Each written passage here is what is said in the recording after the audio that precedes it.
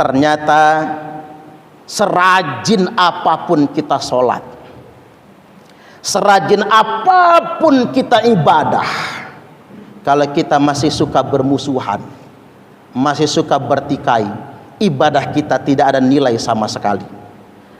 Dan setekun apapun kita dalam beragama, sesoleh apapun kita dalam beragama, tapi kalau dengan atas nama agama kita malah merusak persaudaraan, mengacaukan kedamaian, melawan bangsa dan negara, merusak persatuan dan kesatuan, itu merupakan perbuatan tercela. Provokator atau tukang adu domba, menyebarkan ujaran kebencian, menyebarkan hasad dan permusuhan, memelihara dendam dan kebencian.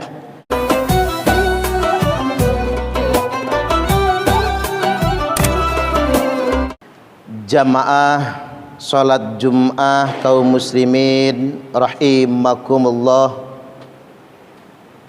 acap kali ditanyakan mengapa begitu pentingnya bermaaf-maafan, betapa pentingnya perdamaian. Terkait dengan ini ada riwayat bahwasanya Rasulullah sallallahu alaihi wasallam sedang ada di majelis bersama para sahabat di sore hari. Para ulama menjelaskan hari itu merupakan hari Arafah. Beliau kemudian bersabda, la yujalisuni man amsa qati'ur rahim. Jangan duduk berkumpul bersamaku, artinya jangan berkumpul bersama kami orang yang sore hari ini masih dalam keadaan memutuskan persaudaraan atau masih bermusuhan. Liyakum anna, silahkan dia berdiri, pergi, tinggalkan kami, kata Nabi. Maka para sahabat kemudian diam, kecuali ada seorang laki-laki. Lam yakum ahadun illa rajulun kana min aqsal halaqah. Tidak berdiri seseorang pun kecuali ada laki-laki yang dia berada di pinggir halaqah, lingkaran atau majelis itu. Famakatha ghaira ba'idin thumma ja', dia pergi tidak lama, thumma ja', kemudian dia datang lagi. Ketika dia tiba kembali di majelis tersebut, Nabi kemudian berkata, malaka, ada apa denganmu? Lam yakum ahadun ghairuka, tidak berdiri pergi seorang pun kecuali kamu saja. Laki-laki ini kemudian menjawab, ya Nabi Allah, wahai Nabi Allah, sami'tul ladzi qulta, tadi aku sudah mendengarkan sabdamu, engkau mengusir orang yang sedang bermusuhan, belum berdamai. Maka aku pergi, fa'ataitu khalatan li kanat tusarimuni, aku mendatangi bibiku, yakni saudara perempuan ibunya. Aku mendatangi bibiku karena aku dan bibiku saling bermusuhan. Fa akhbartuha billadzi qulta, lalu aku kabarkan kepadanya tentang sabdamu. Fastaghfarat li wastaghfartu laha. Mendengar itu bibiku langsung memaafkan aku dan aku pun juga memaafkannya. Kemudian kami berdamai dan aku kembali ke sini. Lantas beliau kemudian bersabda, ahsanta, bagus kamu, ijlis. Sekarang silakan duduk berkumpul bersama kami lagi.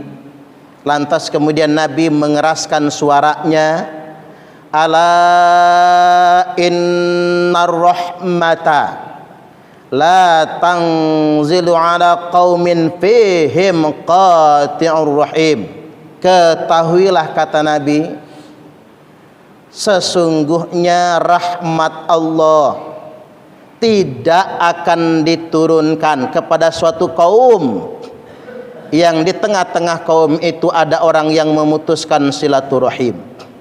Allah tidak mendatangkan rahmat kepada suatu majelis kalau di tengah-tengah majelis itu ada orang yang masih bermusuhan. Allah tidak akan mendatangkan rahmat bagi suatu bangsa dan negara apabila rakyatnya bermusuhan, tidak berdamai. Artinya jamaah Jum'ah rahimakumullah, penting bagi kita semua untuk saling memaafkan, penting bagi kita semua untuk islah, berdamai satu sama lainnya, dikarenakan ibadah hablum minallah. Hubungan kita secara vertikal kepada Allah tidak dinilai. Apabila rusak hablum minan nas, hubungan kita dengan sesama umat manusia. Bahkan Nabi sallallahu alaihi wasallam mengancam orang yang masih bermusuhan, akhawani mutasoriman, dua saudara yang belum berteguran, yang masih bermusuhan atau belum berdamai, salatnya tidak mengangkat walaupun cuman sejengkal. Artinya salat menjadi sia-sia, zakat menjadi sia-sia, ibadah hablum minallah kita menjadi tidak ada nilainya ketika kita masih belum bermaafan atau masih bermusuhan. Dengan demikian kita bisa mengambil beberapa pelajaran bahwasanya tingkatan dosa besar yang bisa membuat kita semua sia-sia ibadahnya, yakni yang pertama bermusuhan, tidak bertegur sapa atau memutuskan tali silaturahim. Yang lebih parah daripada itu adalah menjadi provokator atau tukang adu domba, menyebarkan ujaran kebencian, menyebarkan hasad dan permusuhan, memelihara dendam dan kebencian. Inilah yang dimaksudkan dalam sabda Nabi, la yadkhulul jannata qati', tidak akan masuk surga orang yang menjadi pemutus. Dalam matan yang lain, la yadkhulul jannata namam, tidak akan pernah masuk surga orang yang mengadu domba atau provokator. Tingkatan yang lebih berbahaya lagi adalah orang-orang yang membenarkan upaya melawan negara dan pemerintah yang sah. Melawan negara dan pemerintah yang sah merupakan dosa besar. Mengapa demikian? Karena negara adalah tempat kita bersatu. Maka kita menyebutnya Negara Kesatuan Republik Indonesia. Oleh karena itu melawan negara berarti merusak negara. Dengan demikian memecah belah atau merusak persatuan dan kesatuan yang pada akhirnya akan menghancurkan kemaslahatan bersama. Oleh karena itu tegas Nabi sallallahu alaihi wasallam bersabda, man kharaja minat ta'ah, barang siapa yang dengan sengaja keluar dari ketaatan kepada pemerintah yang sah, wa faraqal jamaah, dan melawan negara, baik secara pribadi atau mengajak orang lain, merekrut untuk melawan negara, famata, maka dia mati, mata mitatan jahiliyah, maka matinya mati jahiliyah. Jadi kalau ada orang yang mengatasnamakan agama sekalipun, khotib ulangi, jika ada orang yang mengatasnamakan agama sekalipun tapi diarahkan untuk melawan negara, melawan pemerintah yang sah, maka itu sesat dan menyesatkan. Famata, maka kalau yang bersangkutan itu mati, mata mitatan jahiliyah, matinya bukan mati syahid tapi matinya mati jahiliyah. Mengapa penting sekali menjaga perdamaian hidup dalam berbangsa? Mengapa sangat penting sekali kita menjaga keutuhan negara, negara kesatuan Republik Indonesia? Dikarenakan dengan negara yang damai kita bisa mewujudkan keadilan dan kesejahteraan. Oleh karena itu Nabi sallallahu alaihi wasallam mendudukkan membela negara adalah ibadah yang paling tinggi.